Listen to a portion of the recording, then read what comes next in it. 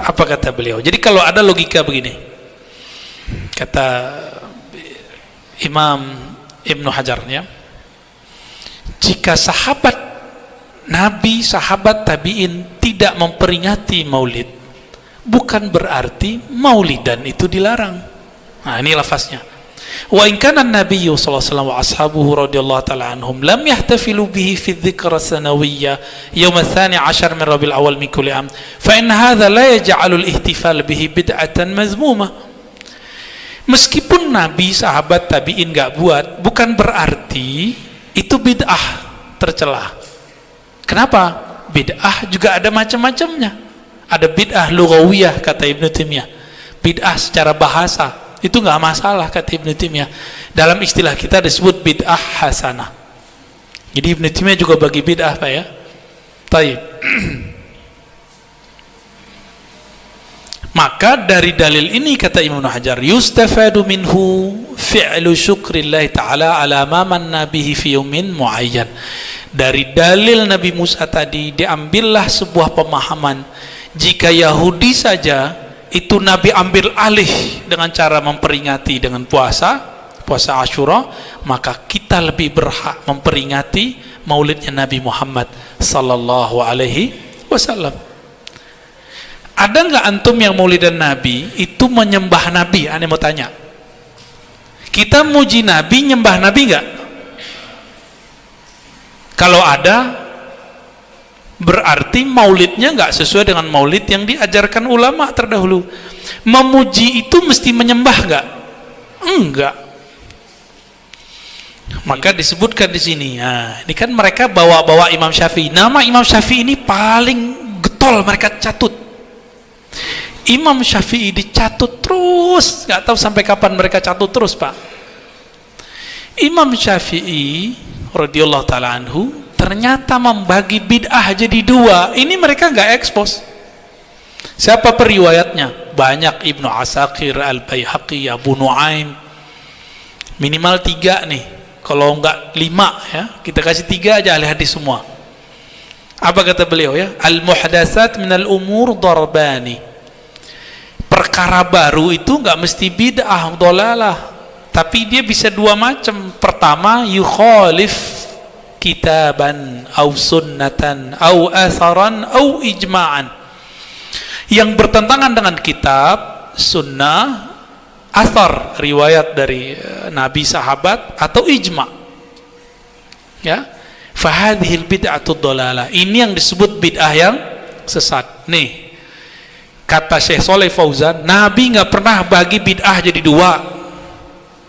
Kata pengikutnya sekarang, yang membagi bid'ah jadi dua lebih pintar dari Nabi. Gitu nggak logikanya sekarang? Coba, apakah Imam Syafi'i merasa lebih pintar dari Nabi ketika belum membagi bid'ah jadi dua? Ini bid'ah pertama. Apa bid'ah kedua? Wathani ma uhditha minal khair la khilafa fihi liwahidin wa hadhihi muhdatsatun ghairu mazmumah ya. Oke. Sesuatu yang sebaliknya ya. Kalau tadi ini masih sama ya, lafaznya masih sama.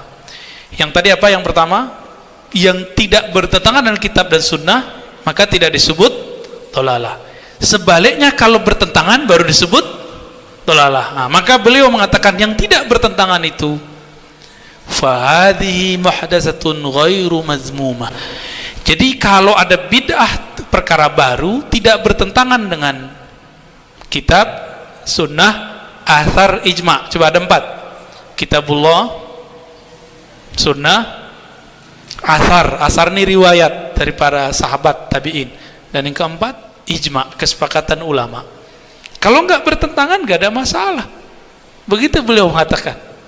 Maka bukanlah wahadhihi muhdatsah, ini perkara baru, ghair mazmumah, bukan mazmum. Nah, ini kata kunci.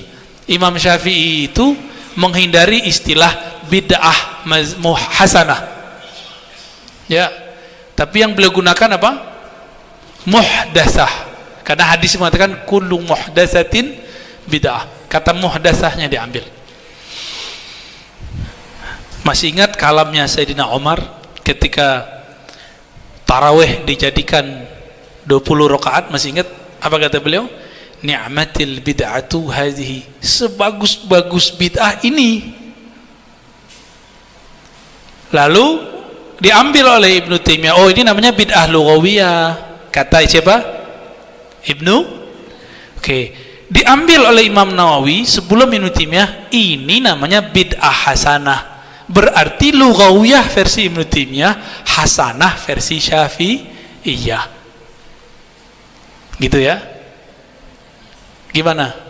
Apakah jadi kita Syafi'iyah ini bertentangan enggak dengan Imam Syafi'i radhiyallahu taala anhu? Enggak ya. Mereka aja mentuduh-tuduh, giliran kita bermazhab aja katanya nggak boleh. Sekarang mereka ingin lebih berhak merasa ngambil Imam Syafi'i daripada kita yang dari kecil sudah ngaji Imam Syafi'i. Ya, kita mulai dari yang kecil-kecil ya, Matan Takrib, Abi Syuja, naik Ibn Qasim, ya naik terus Fathul Mu'in, naik kitab Al-Muhazzab atau kitabnya Taqiyuddin Al-Husni, Kifayatul Akhyar, naik ya apa Minhaj Talibin, syarah-syarahnya, hasyiahnya, bertahap kita ngaji sehingga kita kenal betul, baru masuk ke kitab Al-Um. Berat Pak baca kitab Al-Um ini. Antum kalau baca kitab Al-Um, namanya Al-Um, kitab induk, ya harus ngerti ilmu hadis, ngerti usul fikih, ngerti tafsir, asbun nuzul, asbul wurud, ya, ngerti ilmu bahasa. Banyak yang harus dibaca, backup kitab, baru ngerti kitab Al-Um, baru enak, renyah bacanya. Cetakan paling murahnya 5 jilid, yang mahalnya lebih dari 10 jilid. Antum mau ngaji begitu? Disederhanakan oleh Imam Abu Syuja jadi 1 jilid kecil, namanya Mukhtasar. Makanya nggak ada dalilnya, karena ikhtisar. Apa arti ikhtisar? Iya, namanya ikhtisar. Di sini disebutkan kalam Imam Suyuti mengenai penjelasan Imam Ibnul Jazari. Beliau punya kitab Arfut Ta'rif bil Maududis Syarif. Menurut Imam Ibnul Jazari, faedah dari memuliakan kelahiran Nabi, ini riwayat diperdebatkan Pak ya, tapi oleh Ibnul Jazari dianggap sahih. Innahu sahha, sesungguhnya sahih bahwasannya Abu Lahab yukhaffaf anhumul azab fin nar kulla lailati itsnain li'itaqihi Suwaibah indama basyarathu biwiladatin Nabi sallallahu alaihi wasallam. Jadi Abu Lahab ini punya budak namanya Suwaibiyah atau Suwaibah ya. Si budak perempuan ini hari Senin datang ke Abu Lahab, wahai pamannya Muhammad sudah lahir. Girangnya bukan main, dia langsung merdekakan hadiah untuk si Suwaibah yang ngabarin. Kata Ibnu Jazari, sahih, ini riwayat sahih. Apa? Yukhaffafu anhu, Abu Lahab yang disiksa kekal di neraka itu diringankan setiap hari Senin menurut Imam Ibnul Jazari. Tapi kalau penelitian saya, ini riwayatnya memang diperdebatkan. Kenapa diperdebatkan? Tahu nggak? Nah, ini rahasia belajar ilmu sirah. Jadi kajian sirah nabawi prawiladah atau pranubuwah sebelum beliau bertugas sebagai seorang nabi, itu tidak bisa diterapkan ilmu mustalah hadis, ilmu mengenai takhrij yang ada sekarang. Gak bisa Pak. Oh ini sahih nggak sahih, sahih nggak sahih, nggak bisa. Yang penting dia ada, dhaifnya aja dianggap sahih. Dan itu disepakati oleh ulama kita. Maka ada sirah Ibnu Hisham, ya, Ibnu Ishaq. Apa kata Imam Syafi'i? Semua ahli tarikh itu ngikut kepada Ibnu Hisham, ya, atau Ibnu Ishaq, ya, atau guru-gurunya yang sejalur itu dalam bab sirah nabawiyah. Walaupun orang ini dianggap dhaif oleh Imam Ahmad. Jadi antara guru murid udah beda.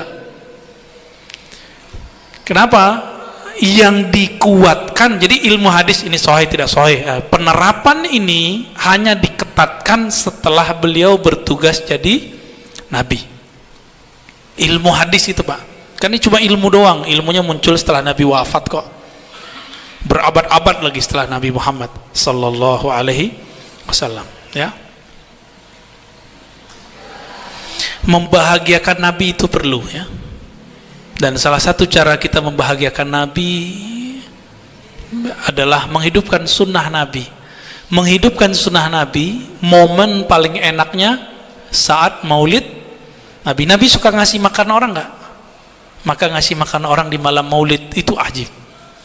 Jika Abu Lahab saja itu Allah ringankan, apalagi kita yang bukan Abu Lahab, kita yang abu-abu yang muslim ini ya. Ini muslim kan? Dia lahap, dilahap-lahap api neraka.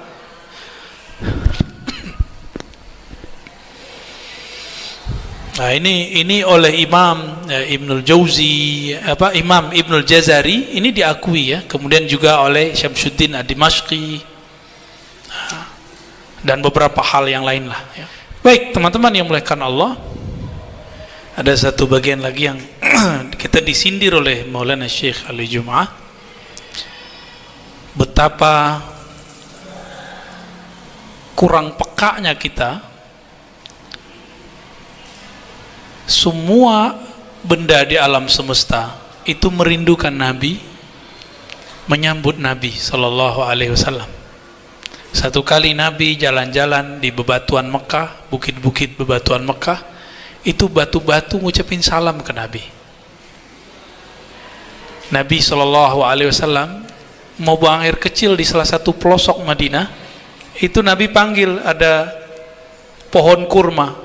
Nabi mau buang air kecil, nggak ada toilet, maka Nabi panggil, pohon kurma, tutupin saya. Datang deh Pak, nutupin. Patuhnya mereka menyambut Nabi Sallallahu Alaihi Wasallam. Kita ini nggak peka Pak. Dan yang paling mengharukan bagi saya, Nabi Muhammad itu dulu sebelum ada mimbar, itu belum nyandar. Masih ingat nggak kisahnya? Itu ada di Sahih Bukhari, ada di Ahmad, ada di Tirmizi, dan hadisnya sahih. Ini bukan khurafat, ini jelas hadis Sahih Bukhari. Yang orang kalau nggak punya hati nurani nggak akan faham ini makna hadisnya. Tahu hadisnya ya, tapi faham tidak. Ketika dibuatkan oleh sahabat yang berasal dari Rum, karena orang Arab ini peradabannya peradaban syair. Kalau Madinah tambah peradaban pertanian. Orang Rum ada yang bisa mebel. Dibuatkanlah mimbar untuk Nabi. Ketika Nabi naik ke atasnya, terlengah suara tiang tadi yang tempat Nabi bersandar menangis. Hanna ini nangis rindu. Pernah nggak dengar orang rindu nangis? Biasanya perempuan tuh ya. Ya, gimana? Saking halusnya kolbu perempuan itu bisa saking rindunya dia nangis Pak. Maka laki-laki yang bisa merindukan Rasulullah, dia bisa memahami hatinya perempuan karena dia bisa merindu kepada Sayyidus Sadat Sayyidina Muhammad Sallallahu Alaihi Wasallam. Antum bayangkan itu tiang nangis, akhirnya Nabi ambil, Nabi pegang, Nabi elus kayak gini nih, dielus. Nabi ngomong sama pohon batang yang udah dianggap mati oleh kelompok ekstrim itu sekarang. Ini kan khurafat besar nih versi mereka Pak. Ini khusus buat Nabi. Enggak, nanti Imam Mahdi keluar, semua tentara Al-Mahdi bisa ngomong dengan semua pohon selain pohon kharqat. Ini bukan khas buat Nabi. Ini salah satu ilmu kewalian yang akan dibawa oleh semua pejuang Imam Mahdi di akhir zaman. Kalau kita bagian mereka, kalau enggak ya mungkin dead duluan Pak. Nggak tahu nanti, semoga aja, siapa tahu kita bagian dari mereka, semoga, amin ya. Jangan minta mati duluan Pak ya, tapi kalau takut minta mati duluan aja. Kalau saya nggak mau, saya pengen berjuang ya.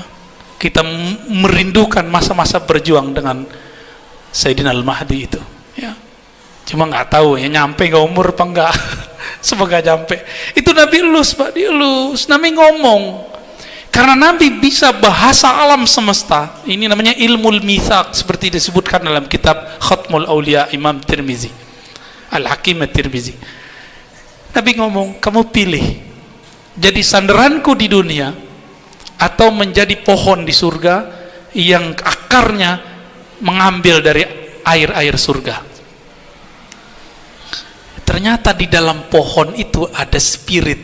Nabi berbicara ke spirit di situ. Ini hadis sahih, ada di Sahih Bukhari ya, ada di Musnad Imam Ahmad, banyak sekali. Kata Syekh Al-Jumah ya, akhraja asla hadzal hadis jam'un ghafirun minal huffaz. Banyak yang meriwayatkan hadis ini. Gimana Pak? Kalau ada sekarang orang bisa ngomong begini, antum bilang dia apa? Khurafat ente gitu ya. Kau coba antum ketemu Nabi, mungkin gak percaya sama Nabi kali. Pantas dulu orang bilang Nabi Muhammad gila. Ngomong sama pohon Pak. Ini pohon apa kejadian sama dia, kok dia terpilih jadi mimbar? Ini nggak sembarangan, ini Allah pilih loh Pak. Setiap hari ada imam sampingnya, ada khutbah, khotib naik sini, dia senangnya bukan main. Senangnya dia bukan main ini. Ketika Nabi katakan begitu, sayangnya semua spirit di alam semesta selain jin dan manusia akalnya sudah dihilangkan. Maka yang terbayang bagi dia cuma enak. Hidup enak gimana? Enak hidup di dunia apa di surga? Surga. Maka dipilih surga. Seandainya saya pohon itu, saya memilih bersama Nabi, saya nggak lihat surganya, karena surga kuncinya ada di tangan Nabi. Bener, kuncinya ada di tangan Nabi. Cuma sayang, karena maslubal aql, semua benda-benda di alam semesta maslubunal aql, akalnya sudah hilang. Ada cuma spiritnya aja Pak ya, maka dia bisa dialog. Nabi tahu namanya, Nabi bisa dialog dengannya. Nah, kalau ada orang hari ini dikasih ilmu itu, mungkin dia tentara Al-Mahdi kali Pak. Ya. Mungkin walau alam, atau halu, bisa jadi halu toh, bisa halusinasi, bisa asli. Ini tipis, satu masuk ke khayalan, satu masuk ke kolbu. Ini beda, ada ilmunya tuh. Kalau saya lah yang ada di spirit itu, saya akan menjawab, bersamamu wahai Rasulullah, bawa aku ke atas mimbar, tetap nyandar kepadaku wahai Rasul. Kayak Ustadz nih, nyandar kayak gitu tuh. Ya, cuma sayang si pohon gak kenal kenikmatan hakiki itu ada di tangannya Nabi Sallallahu Alaihi Wasallam. Apa kata Nabi? Ya udah, afal insyaallah, saya akan tunaikan hajatmu, kamu akan menjadi pohon surga. Maka pohon-pohon surga itu ada yang emang turun dari surga, ada yang dari dunia dengan berkat salawat kepada Nabi dipindahkan ke surga. Itulah salawatnya ke Nabi. Salawat dia jadi sandarannya Nabi. Ya, maka Abu Bakar itu dapat salawat Nabi berapa coba? Hartanya semuanya untuk Nabi. Semua harta Abu Bakar untuk Nabi Pak. Kira-kira ada apa dengan Abu Bakar nanti? Ternyata Abu Bakar itu kata Nabi, ente dipanggil dari semua pintu surga. Ada 8 pintu surga dan itu besar-besar, dan 8 itu nanti ada pintu-pintu kecil.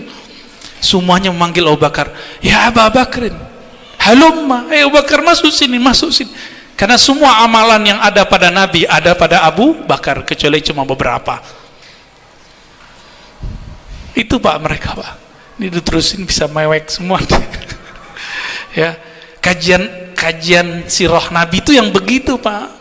Kajian Maulid Nabi itu menceritakan yang begini seharusnya, sehingga tumbuhlah mahabbatun Nabi, rindu kepada Nabi. Apa kata Nabi? Walladzi nafsi biyadihi, demi zatku yang digenggam olehnya. Ya. Laulam altazimhu, seandainya aku tidak menanggapinya, la baqiya yahunnu ila qiyamis sa'ah syauqan ilayya, maka orang ini spirit yang dalam ini akan selalu menangis, berteriak, menangis rindu kepadaku ila qiyamis sa'ah, sampai hari kiamat. Siapa di antara kita yang merindukan Nabi seperti itu? Kan gak ada. Makanya setiap kita kalau maulid Nabi sampai di mahal qiyam bisa nangis Pak. Itu yang dimaksud oleh Habibuna Al-Habib Omar bin Hafiz. Jika orang maulidan Nabi sampai mahal qiyam, itu Nabi terasa hadir di kolbunya. Kenapa? Setiap orang mengucapkan salam ke Nabi, Nabi langsung balas nggak? Langsung balas. Berarti Nabi hidup nggak? Syuhada aja hidup, masa Nabi Sayyidus Syuhada tidak hidup? Inilah yang tidak ada pada mereka, bab rindu ini. Mereka nggak punya bab rindu kepada Nabi. Maka Bapak jangan marah-marah amat sama kelompok ini ya, sabar-sabar aja. Emang para perindu ini harus siap dicaci maki. bahkan disebut majnun oleh orang, Laila majnun. Wassallallahu ala Muhammad. Nanti kita teruskan pada salat. Assalamualaikum warahmatullahi wabarakatuh.